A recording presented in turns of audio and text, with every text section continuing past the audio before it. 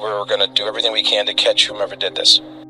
You should be concerned about it. I don't want people relaxed. I want to know if this is a serial killer with a vendetta, or some crazy guy, or a serial killer in Alexandria. Killer in Alexandria. Killer. Killer. Killer. Killer. Who is Charles Severance?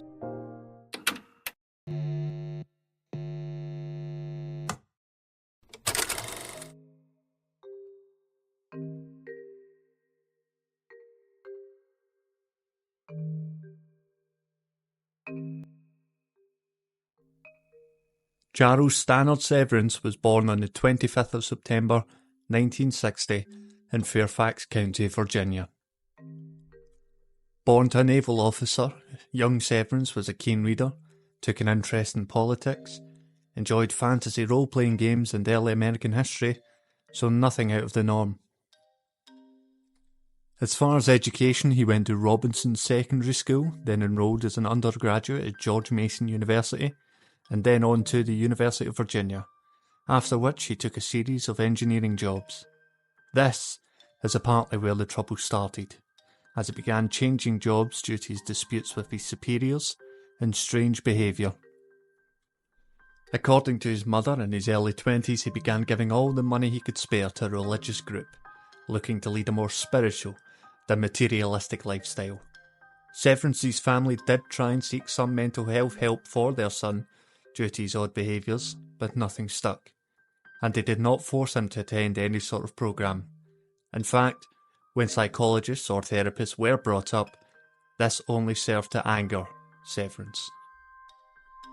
Later, once he'd stopped throwing money at this group, he would go on to purchase a home in Gunston Road, Alexandria, Virginia, that he dubbed Gunston Manor.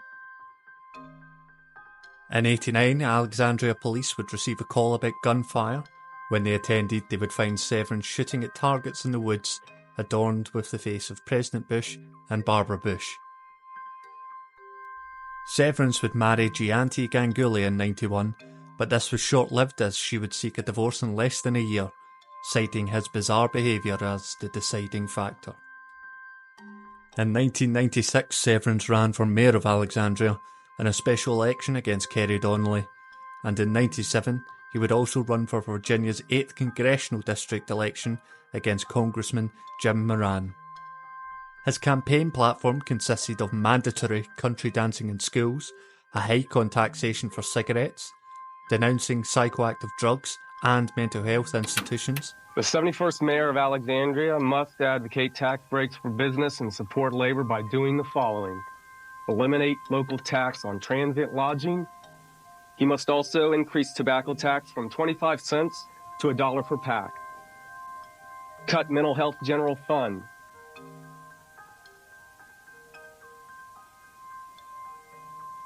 And improve the life of the city of Alexandria. I believe these measures, if taken, will improve the city of Alexandria. And, well, that's all I have to say right now. On one forum, he took an American flag from the stage and brandished the pointed end of the pole shaft at his opponent, then towards the gathered audience, before running out the door. He would lose both campaigns. The election for mayor, he took roughly 8% of the vote, and for the 8th district, he took less than 1%. Shortly after the '97 run for Congress, Severance would be pulled over in his vehicle after being spotted by police stealing from a canned food drive for the homeless. When asked for ID, he was outraged at being pulled over and made sure to mention that he recently ran for Congress. Nonplussed, one officer retrieved his ID, whilst another checked with the owner of the food drive if they wished to press charges. Whilst awaiting news on the charges, Severance began fumbling beneath his driver's seat. When he was informed he was to be arrested, Severance quickly reached under the driver's seat but was grabbed by the officers and continued to struggle whilst being handcuffed. When all the dust had settled, a handgun was found under the driver's seat. He was later convicted of having a concealed weapon. In July of '98, Severance met Tamala Nichols at a square dance in Northern Virginia. They began a relationship and she moved into Gunston Manor with him in January of '99. At some point within this year, Severance created the board game Mental Disorder with the description, "Imagine yourself as an eccentric psychopath, being diagnosed with schizophrenia and having the opportunity to submit to a toxic lifetime maintenance medication every day for the rest of your life. Or how about sending someone you just met into an insane asylum because you, as a licensed alienist, have a legitimate authority to clinically diagnose and scientifically influence judgment.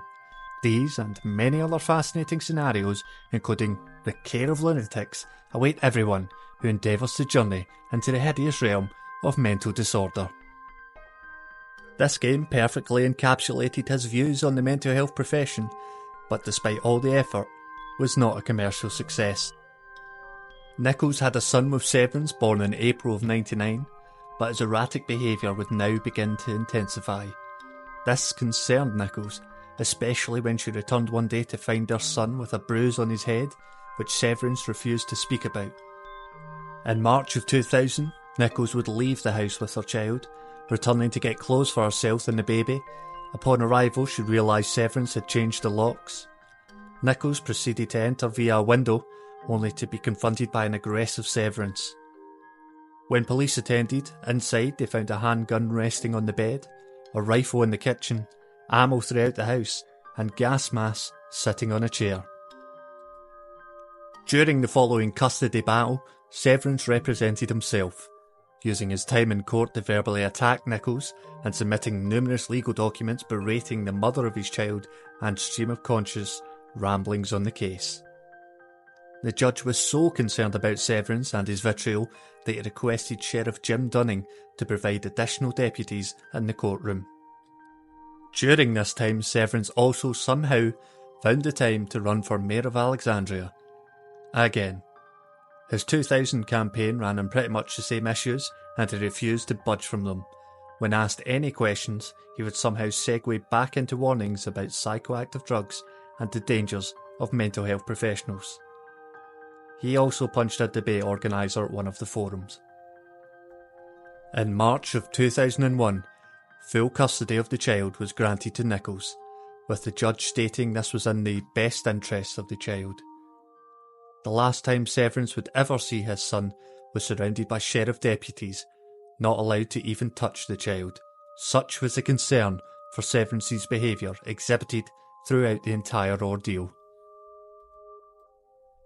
This moment in the courtroom, surrounded by law enforcement, enforcing a restriction on him to, rightfully, not be able to have contact with his child, was a recurring element of his deep hatred for the police and township, one that would have grave repercussions, one that Severance felt justified on what was to come.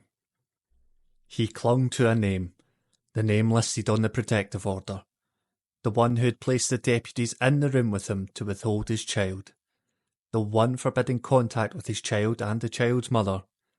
That name was Sheriff Jim Dunning. Dunning was the name that would not leave Severance's mind.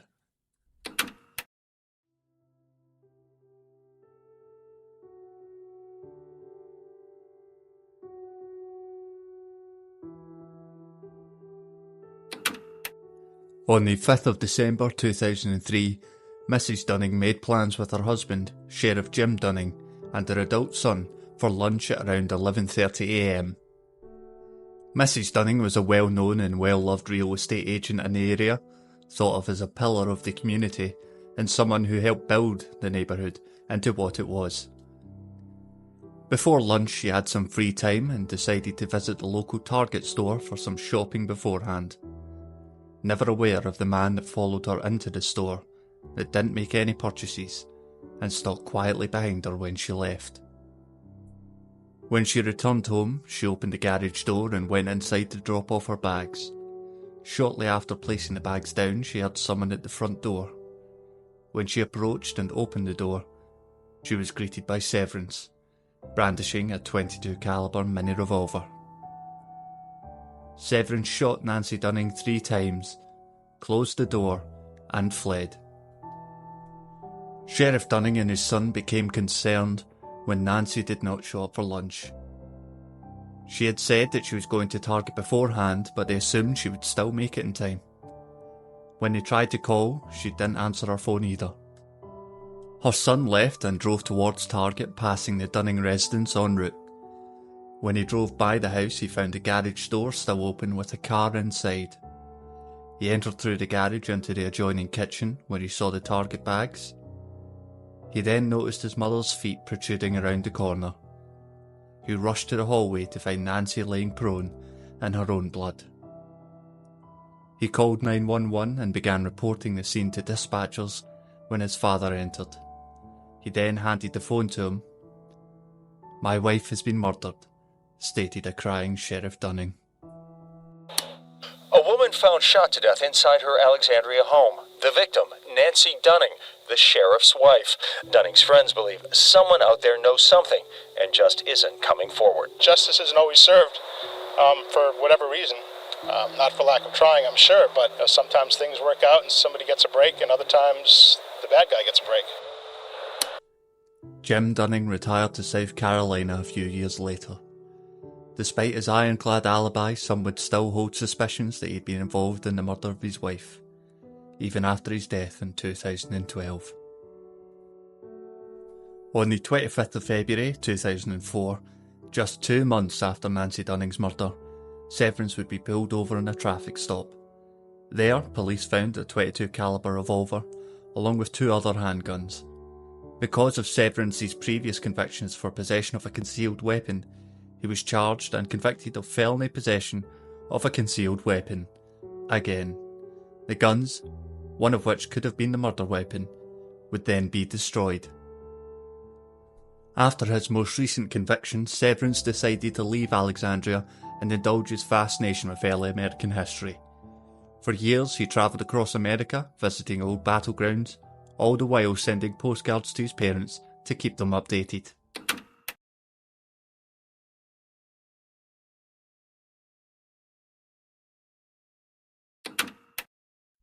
Sometime around 2012 he returned to Virginia and began living with a new girlfriend, Linda Robra, in Ashburn, the pair having met at yet another country dance. He slowly began mentioning she should buy handguns for her own protection, asking her to purchase 2 of a specific .22 caliber revolver. He couldn't buy these himself, not with his felony charges. Eventually, she relented and bought the guns in May and August of that year. The following year, on the 11th of November, Ronald, or Ron, Kirby, Director of Transportation for the Metropolitan Washington Council of Governments, and a highly sought-after transportation planner, had an issue with his plumbing, for which he had called local plumber Daniel Petrillo to attend. Kirby spoke with Petrillo on the phone at 11:32 a.m, shortly after he heard a knock at his door. Possibly assuming that the plumber was exceedingly fast, he went to answer. Kirby was brought face to face with Charles Severance, again holding his favoured weapon, a mini .22 caliber revolver. Severance shot 5 times at Kirby, with 3 of his bullets hitting their mark. Kirby did not die instantly, instead stumbling and falling back into his home. Severance, who was sure his job was complete, just as he did for the Dunning murder more than a decade ago, closed the door and began to leave the area. Petrillo arrived at 11:42 a.m. He went to the door and, after knocking, received no answer, completely unaware of the chaos just behind the door. At around noon, he tried to call Kirby again, but he obviously did not pick up the phone. Petrillo then began to leave, later noting that he saw a dishevelled-looking man with a beard walking around the area that drew his attention. Kirby's son arrived, finding that the door, although closed, had not been locked. He opened the door to discover his father laying on his back, murdered. Once he called 911, medical and police arrived. They found that Kirby had been shot in the chest. No items were taken, ruling this out as a robbery, and opening the investigation up to something far more sinister. A well-known and respected transportation leader in the metro area has become a murder victim to the murder of Regional Transportation Planner Ron Kirby. It was Veterans Day 2013. This diagram shows where his body fell. He was hit with 3 to 5 bullets. The police chief just acknowledged that investigators are nowhere near identifying a suspect in this case, so he made an appeal for information and for funding for this reward fund. But despite many appeals for information, nothing concrete formed, and the investigation would grind to a halt for the time being, despite a large $100,000 reward being offered for any information that would lead to an arrest. Severance had again murdered in broad daylight in an affluent neighbourhood and gotten away with it. For now.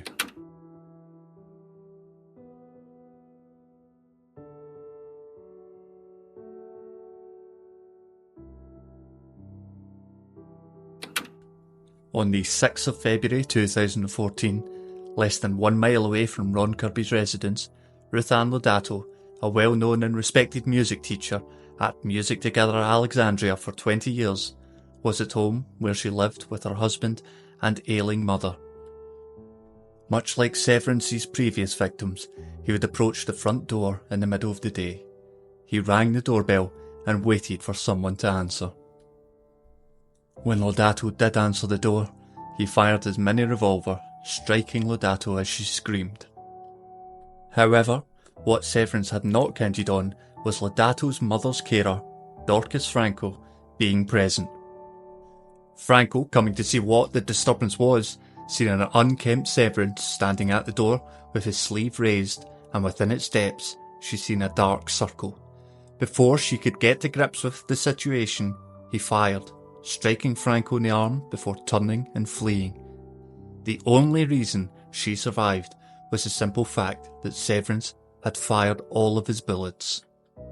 Franco, pushing through the pain, gathered herself and made her way to the next door neighbours, asking them to contact 911 before returning to the Lodato home to collect Lodato's elderly mother. Do you need police or medics? Police or, yes, medics. Police. Okay. And what's going on there, sir? The caregiver next door, caregiver to an elderly woman, just ran over and told me that there's an intruder in the house. Yes, but she doesn't know what is the address? That address was 2419. Caregiver ran back over to the house. She's hysterical. I don't know what's going on. Okay, he's there. I see an officer now. Are you with the caregiver? Is the officer with the caregiver? Officer's with the caregiver. The officer is with the caregiver? Okay. Yeah. When police arrived, a still conscious Lodato was able to give some details of her attacker. He was an older white male with a grey beard. She was taken to hospital, but tragically, her injuries were too severe and she would later be pronounced dead. Franco went to the emergency room to be treated before sitting with a sketch artist to come up with a composite sketch of her attacker based on the little she had seen of him. This sketch would match the description Lodato had given, an older white male with a grey beard. police say the 59-year-old answered a knock at her door and soon after opening it was fatally shot. Another woman in the home was injured but survived. This is the composite sketch of the suspect, an image seared into the consciousness of this community. 3 unsolved killings in Alexandria bear striking similarities. Nancy Dunning, wife of the sheriff and prominent realtor, shot in her home a decade ago. Then last November, transportation official Ron Kirby also shot in his home, like Lodato's killing, during the day. The crime scene was almost identical to the Kirby homicide. No signs of forced entry, nothing was taken, and the shots were fired at the front door before the assailant fled. 2 bullets would be recovered from the scene. A tip line was set up and received thousands of calls. One of these anonymous calls would indicate Charles Severance as a possible suspect. On the 6th of March 2014, the police would hold a press conference. They advised that the ballistic test carried out in the bullets from the Dunning, Kirby and Lodato homicides held a definitive link, revealing they'd all been fired from a similar gun. This all but confirmed what the community had feared. A serial killer was amongst them. The same day, detectives visited Linda Robra's home where Severance was known to be staying, although he was not in at the time, detectives asked Robra to have Severance contact them. When Severance learned of the detective's visit, combined with the announcement of the linked bullets, he went into a panic, taking off in his car to Washington. When he arrived, he donned multiple shirts, a poncho and a tricorn hat, mounted a bike he had brought with him, and cycled towards the Russian embassy. He attempted to gain access to the embassy by tailing another visitor in. When he and his tricorn hat were stopped by Secret Service agents, he told them he was seeking asylum as the city of Alexandria was after him for running for mayor. He was, of course, denied access and asylum, but when he left, the agents followed him back to his car and requested to search it, which Severance denied. They then took photos of the vehicle and sent these to the Alexandria police. When the police seen these photos, they linked the vehicle seen in a surveillance camera leaving the Lodato crime scene to Severance. Upon his return to Robra's, Severance advised he was going camping. Robra advised him to pack all of his things and not come back. A search warrant was issued on Robra's home, and it was found that some of the guns she had purchased were missing. And that breaking news is first this noon. A possible breakthrough in the search for a serial killer in Alexandria. Police in Alexandria confirmed they are looking into the background of a man just arrested in Wheeling, West Virginia. He was wanted in connection with weapons charges in Loudoun County. Severance was arrested on March 13th, 2014 in Ohio County Library, Wheeling, West Virginia, on a fugitive from justice warrant for being a felon in possession of a firearm in Loudoun County, Virginia. In May, Severance was extradited to Loudoun County for the firearm possession charges, still not being officially named a suspect in the 3 murders. In September, Severance was indicted on murder charges. In court, Severance, appearing in a wheelchair due to a supposed ankle injury, did not discuss any of his charges, instead choosing to cause disturbances, at one point shouting sadism into the mic and having to be restrained. His defence set up psychological evaluations, which of course Severance hated and refused to attend. He tried to get different attorneys stating, "I don't want to be represented by people who make statements against my interests." He even sought a protection order from them. The judge granted this request for his appeal, as the attorneys had also asked to be removed due to a communication breakdown between themselves and Severance. When Severance addressed the court, he would only state, "The 37th article of religion, according to the Book of Common Prayer, the Church of England, 16th century, it is lawful to wear weapons."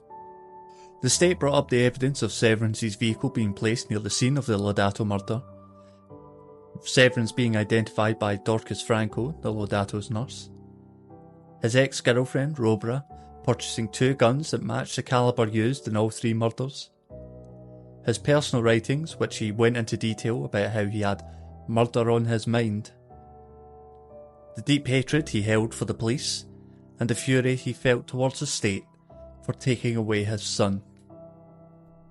The prosecuting attorney, Brian Porter, in his closing argument, stated, "In the end, flying in the face of the senseless violence and despair that has been exhibited in this case, it is an incontrovertible fact that love wins." Severance was ultimately sentenced with 3 life sentences, 1 for each victim, plus 48 years. He currently serves time in Wallens Ridge State Prison in Big Stone Gap, Virginia.